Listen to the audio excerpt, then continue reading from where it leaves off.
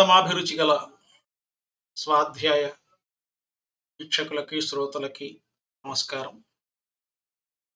ఈసారి ఒక చక్కని పరిశోధక వ్యాసముతో మీ ముందుకు వస్తున్నాను. భారత సాంస్కృతిక రాజధాని వారణాసిని గురించి ఎంత చెప్పుకున్నా తీరదండి. భారతదేశం కాదు, ప్రపంచమే గర్వించదగ్గ మహాక్షేత్రం. ముఖ్యంగా అక్కడ దర్శించే భక్తుల్లో మన ఉభయ తెలుగు రాష్ట్రాల వాళ్ళే ఎక్కువగా ఉంటున్నారట. అది మన అదృష్టమే. దాని గురించి వినండి. ఈ అవకాశం ఇచ్చిన స్వాధ్యాయ సంపాదకులు సోదరులు ఇలా సంతోష్ కుమార్ గారి కృతజ్ఞతలు, ఆశీస్సులు. మన భారతదేశంలో హైందవ సంస్కృతి పరిఢవిల్లుతున్నటువంటి ఎంత పురాతనమైన నగరం వారణాసి, బెనారస్, కాశీ. ఈ పేర్లు దానివి. సంధి అంటే ఇంగ్లీష్ అండి, మనం సంధి చేసుకునే సంధి కాదు. SANDHI, scientific approach to networking and designing heritage interfaces. దాని పూర్తి అబ్రివియేషన్ అని ఒక సంస్థ ఉంది. వాళ్ళు ఒక మంచి జర్నల్ నడుపుతారు. దాంట్లో ఆచార్య రాణా PB సింగ్ అనేటువంటి ఆయన వారణాసి ప్రాశస్త్యాన్ని గురించి వ్యాసం రాశారు. అది చదివాను నేను. ఆయన ఎవరు? బెనారస్ హిందూ విశ్వవిద్యాలయంలో BHUలో సాంస్కృతిక భూగోళ శాస్త్ర మరియు వారసత్వ అధ్యయన విభాగంలో ఆయన ప్రొఫెసర్. BHUతో నాకు అనుబంధం ఉంది అని ఒక వినయపూర్వకంగా చెప్పుకుంటున్నాను. మాలతీ చందూర్ గారి రచన శతాబ్ది సూర్యుడు పై పరిశోధన గ్రంథాల పోటీ BHU వారు పెట్టినప్పుడు 2022లో ఏకైక బహుమతి 25,000 రూపాయలు, PC గారు సైన్ చేసినటువంటి సర్టిఫికేటు, అవార్డు నాకు లభించాయి. సవినయంగా తెలుపు.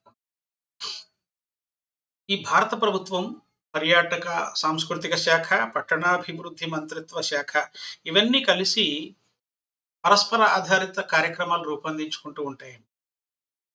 అవి ఒకటి హృదయ్, మళ్ళీ హృదయం కాదు, HRIDAY, heritage city development and augmentation Yojana. 2 Prasad, ప్రసాదం కాదండి, pilgrimage rejuvenation and spiritual augmentation drive. పేర్లు చూడండి ఎలా పెట్టాడు, అబ్రివియేషన్ ఇంగ్లీషే. పేర్లు హృదయ్, ప్రసాద్, అది గొప్పతనం. అలా కుదిరాయి, ఈశ్వరానుగ్రహం. ప్రొఫెసర్ సింగ్ ఈ వ్యాసంలో వారణాసిని వరల్డ్ హెరిటేజ్ జాబితాలో వారసత్వ నగరంగా ప్రతిపాదించడానికి దానికి అర్హత ఏమిటి అనే దాని గురించి ఆయన అద్భుతంగా చర్చించారు. ఆయన అంటారండి, by seeing Benares one can see as much as life as the whole of India can show. వారణాసిని దర్శించడం ద్వారా మొత్తం భారతదేశ దర్శనం ద్వారా ఎంత జీవితాన్ని అవలోకిస్తామో, మొత్తము భారత దర్శనము ద్వారా లభించే జీవితాలోకనమంతా కూడా కేవలం వారణాసిని దర్శిస్తే లభిస్తుందని చెప్పాడు మహానుభావుడు. ఇక ICWA అనే సంస్థ ఉంది. ఇదేమిటి, అకౌంట్స్ వాళ్ళకి ఏం సంబంధం అనుకునేరేమో, అది కూడా కాదు.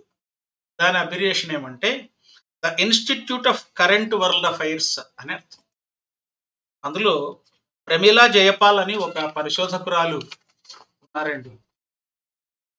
ఆమె కాశీని ఎలా వర్ణించారో కొంచెం విచిత్రంగా ఉన్న, అది నిజమే. బ్రతుకుతున్న, మరణిస్తున్న, మరణించిన వారి నగరం అన్నారు. Both living, dying, already dead. ఈ శీర్షికలోనే ఆధ్యాత్మిక సౌరభాలు ఉన్నాయండి. ఊరికే చెప్పిన మాట కాదు. 3000 సంవత్సరాల కిందట కాశీ అనే పదం వాడుకలోకి వచ్చింది. దానికి అర్థం ప్రకాశించేది. కాశీకి అనేటువంటి ఉపసర్గ చేరితే ప్రకాశమైంది. ఆ ప్రకారం విశ్వనాథుని తేజోమయ జ్యోతిర్లింగం నుంచి వచ్చే ప్రకాశమే కాశీ. వారణాసి అన్న పేరు తర్వాత వచ్చింది. ఈ నగరము వారణ, అసి అనే 2 నదుల మధ్య నది. వారణా నది ఉత్తర వాహినిగా గంగా నదిలోకి ప్రవేశిస్తే, అసి దక్షిణ వాహినిగా గంగను కలుస్తుంది. పాళీ భాషలోని వారణాసి అనే దానికి వికృతే వారణాసి. కళాప్రపూర్ణ మహోపాధ్యాయ రావు సాహెబ్ శ్రీ ఇడుగు వెంకటరామమూర్తి పంతులు గారు గద్య చింతామణి అని ఒక గ్రంథం రాశారు. దాంట్లో ఏమని రాశారంటే, ఏనుగుల వీరాస్వామయ్య గారని ఒక గొప్ప వ్యాపారస్తుడు, చెన్నపట్నం వాసి, అంటే మద్రాసు ప్రస్తుతం చెన్నై. ఈ చెన్నపట్నం నుంచే బహుశా చెన్నై అనేది ఆయన చేశారేమో అని అనిపిస్తుంది నాకు. ఆయన సుప్రీం కోర్టులో న్యాయవాదులకు ఇంటర్ప్రిటర్‌గా కూడా పనిచేశారు. సకుటుంబంగా కాశీయాత్రకు బయలుదేరారండి. బయలుదేరి కాశీనగర విశేషాలన్నీ వివరించడమే కాకుండా, కాశీ యాత్రలో ఆయనకు తగిలినటువంటి రకరకాల పుణ్యక్షేత్రాలు సౌత్‌లో, నార్త్‌లో అన్నీ వివరించాడు. చాలా పెద్ద గ్రంథం అది. నా ఉద్దేశంలో తెలుగులో మొదటి ట్రావెలాగ్ అది. చాలా మంది ట్రావెలాగులు రాస్తున్నారు. నేను రాస్తున్నాను. కానీ సమగ్రమైన ట్రావెలాగ్ ఆయన ఆ కాలంలోనే రాశాడు. దాని పేరు కాశీయాత్ర చరిత్ర. అది 1838లో పబ్లిష్ అయింది. అందులో 12, 13 చాప్టర్స్‌లో వారణాసి నగర విశేషాలు సుందరంగా, విపులంగా వర్ణించారు. అక్కడ గంగాపుత్రులు అనేటువంటి క్షాత్ర శౌర్య సంపన్నులు దాదాపు 1400 కుటుంబాలు ఉండేవి. గంగాపుత్రులు అంటారు వాళ్ళు. అది ఒక కమ్యూనిటీ కావచ్చు. వారు యాత్రికుల వద్ద పన్నులు వసూలు చేయడం వాళ్ళ వృత్తి. తీర్థ శ్రాద్ధ విధులు నిర్వర్తించడానికి అన్ని శాఖల బ్రాహ్మణ సమూహాలు ఉన్నాయి అక్కడ ఇప్పటికే.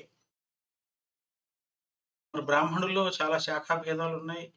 రిచువల్స్‌లో ఒక శాఖకు తేడాలున్నాయి. అన్ని శాఖల పురోహితులు అక్కడ ఉండేవారు. మణికర్ణిక ఘాట్ అని ఉంది. మనకు తెలుసు. దానికి ఆ పేరు ఎలా వచ్చిందో ఏనుగుల సీతారామయ్య గారు చెప్తున్నారు మనకి. మణికర్ణిక అనే దానికి ఆ పేరు ఎలా వచ్చిందో ఏనుగుల వీరాస్వామయ్య గారు చెబుతున్నారు. విశ్వేశం మాధవం డుంఢిం దండపాణిం చ భైరవం వందే కాశీం గుహాం గంగాం భవానీం మణికర్ణికా.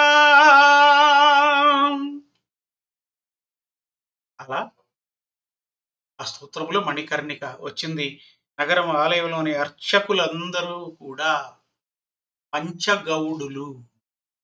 కాలభైరవాలయ అర్చకులు మాత్రం కానుపడాలి.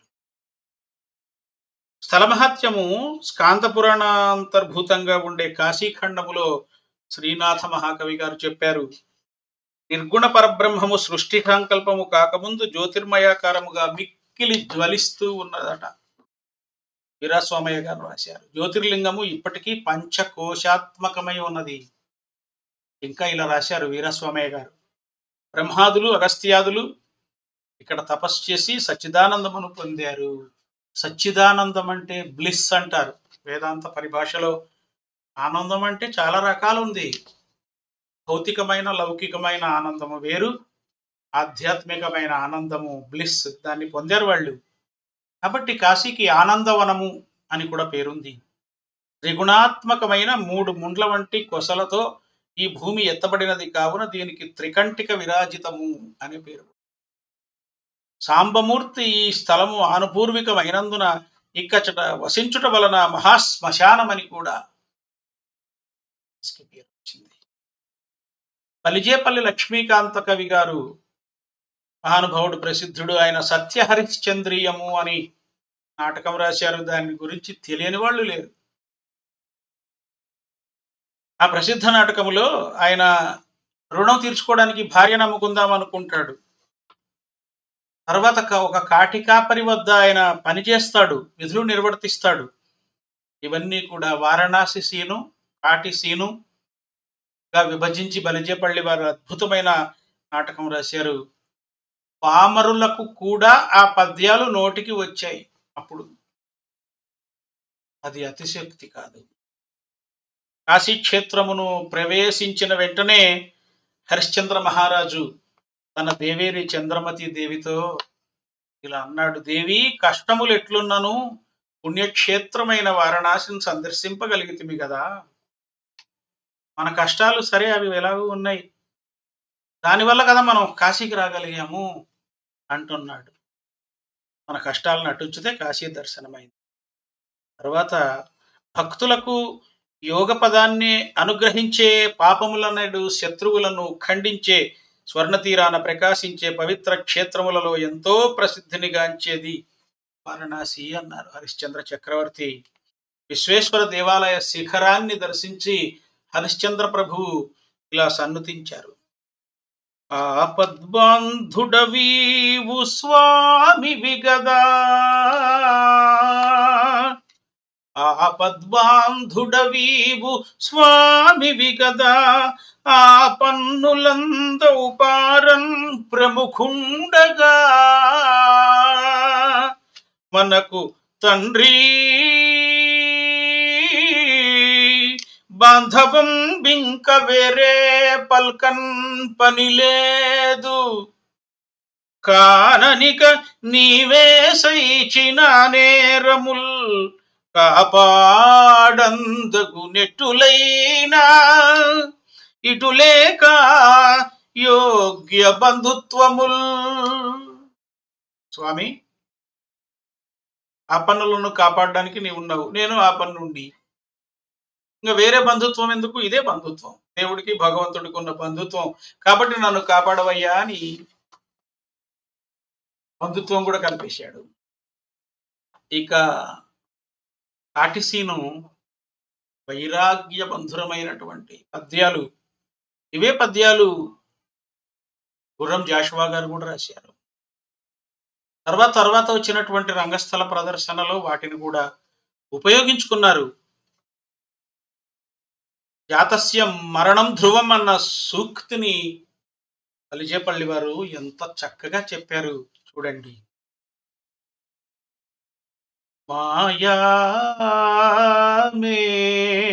జగంబే నిత్యమని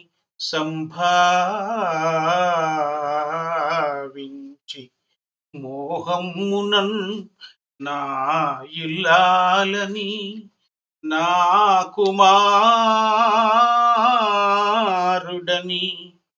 ప్రాణం ఉండునందాక ఎంతో ఎంతో అల్లాడిన ఈ శరీరము ఇప్పుడిందు కట్టెలన్ కాలుచో ఆ ఇల్లాలును రాదు పుత్రుడును తోడై రాడు తప్పింపగన్. చివరికి విశ్వనాథుడు ప్రత్యక్షమై హరిశ్చంద్రుణ్ణి రక్షించినప్పుడు ఆ విశ్వేశ్వరుణ్ణి హరిశ్చంద్ర చక్రవర్తి ఎలా సంస్తుతి చేశాడు అనేది మానిని వృత్తములో రాశారు బలిజేపల్లి వారు. జయసుర గంగా సంగతస్త్వోత్తమాంగా జయ శరధి నిషంగా శైలజాతాభిషంగా జయ వృషభతురంగా జయ వృషభతురంగా సాధు చిత్తాబ్జ భృంగా జయ ధవళాంగా సంతతానంద సంగా. స్తోత్రం ఇది, విశ్వేశ్వర స్తోత్రం. ఇక మహానుభావుడు అద్వైత మత స్థాపకుడు ఆది శంకరాచార్యుల వారు విశ్వనాథాష్టకం అని స్తోత్ర రాజాన్ని రచించారు. 8 శ్లోకాలవి, చివర ఫలశ్రుతి ఉంటుంది. ఇది శివభక్తులకు నిత్య పారాయణ యోగ్యమై ప్రతి శివాలయంలో ప్రతిధ్వనిస్తూ ఉంటుంది. వారాణసీ పురపతిం భజ విశ్వనాథం. అది జగత్ప్రసిద్ధమైన మకుటం. కాశీ విశ్వేశ్వరుణ్ణి శంకరాచార్యులు ఎలా దర్శించారు? గంగా తరంగములతో కూడిన జడలు, ఎడమవైపున గౌరి అనేక గుణస్వరూపము, దేవతార్చిత పాదయుగ్మము, భుజగభూషణము, త్రినేత్రము, శూలపాణి, పాపములనే ఏనుగులకు సింహము, మరణ శోకములను అడవిని కాల్చివేయు దావానలము, తేజోమయము, సగుణ నిర్గుణము, ఆత్మరూపము, వైరాగ్య శాంతి నిలయమైన విశ్వనాథుని వారణాసిపురవాసిని భజింపు. మహాకవి శ్రీనాథుడు కాశీఖండం అనే మహాకావ్యం రాశాడు. విశ్వేశ్వర కృపాలబ్ధ పాండిత్యముతో దీన్ని రాశానన్నాడు. వారణాసిపుర వైశిష్ట్యాన్ని అద్భుతంగా వర్ణించాడు. ద్వితీయాశ్వాసములో అగస్త్యుడు కాశీ వియోగమునకు పరితపించు సందర్భములో ఆ కాశీనగరం గొప్పతనాన్ని చెబుతూ సకల కైవల్య కళ్యాణ జన్మ నిలయ అంటాడు. భోగమోక్షములకు జన్మభూమి అయినది కాశీ. కాశీ క్షేత్రము పంచక్రోశము కైవల్య లక్ష్మి కులగృహమని ఆక్రోశించు శృతులు. శృతులు అంటే వేదాలు ఏమని ఆక్రోశిస్తున్నాయి? పంచక్రోశమై కైవల్య లక్ష్మికి కులగృహము అని ఘోషిస్తున్నాయట. వర్ణయున సియునైన వారణాసి. ఇక కాశీక్షేత్ర మహాత్మ్యమును ఈశ్వరుడు పార్వతికి ఎరింగించిన విధంగా స్కందుడు బ్రహ్మకు ఉపదేశిస్తున్నాడు. స్కందుడు అంటే కుమారస్వామి, తెలుసు మీకు. అనిశంబు మన చేతన విముక్తమయ్యున్కి ముగ్ధాక్షి ఇది అవిముక్తమయ్యే అంటున్నాడు స్వామి పార్వతితో. మనతో నిరంతరము కూడా అవిముక్తము అంటే విడవకుండా మనం ఇక్కడ ఉండడం వల్ల దీనికి అవిముక్త క్షేత్రము అంటున్నారు. వారణాసికి రకరకాల నామౌచిత్యాలు శ్రీనాథుడు చెబుతున్నాడు. అవిముక్తము, ఆనంద విపినము, మహాశ్మశానము, రుద్రగేహము, వారణాసి, కాశీ. ప్రవాహ జాహ్నవి అంటున్నాడు శ్రీనాథుడు గంగామాతను. ప్రవాహ జాహ్నవి. గంగా నది గంగా నది గంగా నది అనుచు, గంగా నది గంగా నది గంగా నది అనుచు రేపకడ మేల్కొనుచో, గంగ కొనియాడు నెవ్వడు భంగించున తండు ఘోర పాతక జయముల్. పొద్దున్న లేస్తూనే గంగా గంగా గంగా అని ఎవరైతే స్మరిస్తారో వాడి సర్వపాతకాలు నశిస్తాయట. గౌరీ శంకరులు అంటే ఇద్దరూ కాదు, అందుకే వాళ్ళు అర్ధనారీశ్వర తత్వాన్ని బోధించారు. మహాశయుడు కూడా తన పద్యములో అర్ధనారీశ్వరుణ్ణే స్తుతించాడు. శ్రీయన గౌరినా బరగు చెల్వకు చెత్తము బల్లవింప అనే పద్యములో ఏమని చెప్తున్నాడు శ్రీనాథుడు? అర్ధశశిభూషణుండు స్వయం ప్రబుద్ధుడు, ఉన్నతుండు నిత్యోన్నత జ్యోతి, అతని సంతతానంద శక్తి ఆ సరసిజాక్షి. ఆయన యొక్క సంతత ఆనందానికి శక్తి ఎవరు? సరసిజాక్షి పార్వతీమాత. విశ్వజనయిత్రి, విశ్వజనయిత్రి వారికి వేరు లేదు. తర్వాత ఇక్కడే జ్ఞానవాపి అనేటువంటి తీర్థం ఉంది, దాని మీద వివాదం కూడా నడుస్తున్నది. దాని గురించి అగస్త్యునికి కుమారస్వామి చెప్పుడున్నాడు. అసలు జ్ఞానవాపి అంటే ఏమిటి? విశ్వనాథుడు రుద్రతాండవం చేశాడు, అలసిపోయి దప్పికగా ఉన్నాడు. ఆయనకి దాహం వేసింది. ఆయన దాహం తీర్చే తీయని నీరు సాక్షాత్తు జగన్నాటక సూత్రధారి అయినటువంటి పరమాత్ముని దప్పిక తీర్చడం అంటే సామాన్యమైన విషయమా చెప్పండి? అప్పుడు ప్రళయకాలములో సైతము పసిమి చెడక నిలిచిన కాశికాపురము చేరుకున్నాడు. ప్రళయకాలములో కూడా చెడకుండా నిలబడిన నగరం అది చేరుకొని అక్కడ ఉపకంఠ ప్రదేశములో తన త్రిశూలముతో భూమిని పెళ్లగించగా 7 పాతాళములు ఇలను దాటి దివ్య జలధార నింగికెగసింది. దానితో ఈశానుడు విశ్వేశ్వరుని అభిషేకించినాడు. ఆ బావికి జ్ఞానవాపి అన్న బిరుదు వచ్చింది. కాశీలో ఎన్ని తీర్థాలున్నా మణికర్ణికే ఉత్కృష్టమైనది అని నిరూపించారు పండితులు. సేవ్యుడు విశ్వేశుడు సేవ్యుడు విశ్వేశుడు స్నాతవ్యము మణికర్ణికా హ్రదము జలౌఘము శ్రోతవ్యములు శంభు కథా దివ్య పురాణంబులు కాశీ తీర్థమునందున్ కాశీ తీర్థమునందున్. కాశీ క్షేత్రాన్ని ఎవరు దర్శిస్తారో ఆ నరుడు మనస్సు యొక్క చాంచల్యాన్ని ఇంద్రియ లోలత్వాన్ని పోగొట్టుకుంటాడు, ప్రాణభయము ఉండదు, ఆత్మకాయ రక్షణను పొందుతాడు, దంభము అణుచుకుంటాడు, రాగ లోభ గర్వోదయములు అతనిలో ఒడుగుతాయి, సత్య నిరతుడైతాడు. విశ్వపతి కంటే కైవల్య విభుని కంటే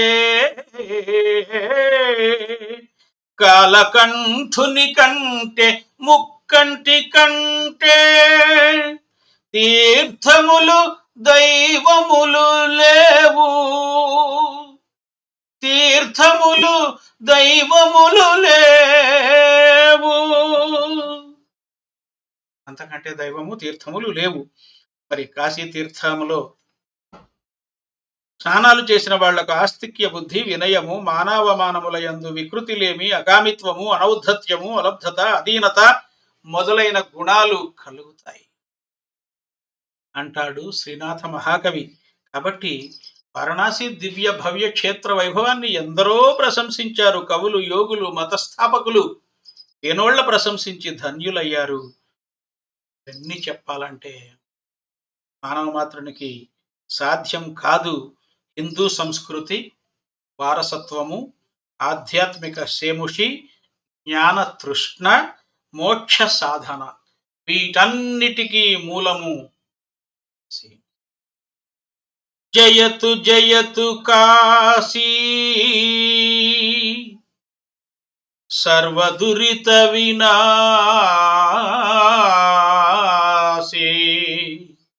జయతు జయతు కాశీ సర్వదురిత వినాశీ. అభవ మహితాత్మ వారణాసి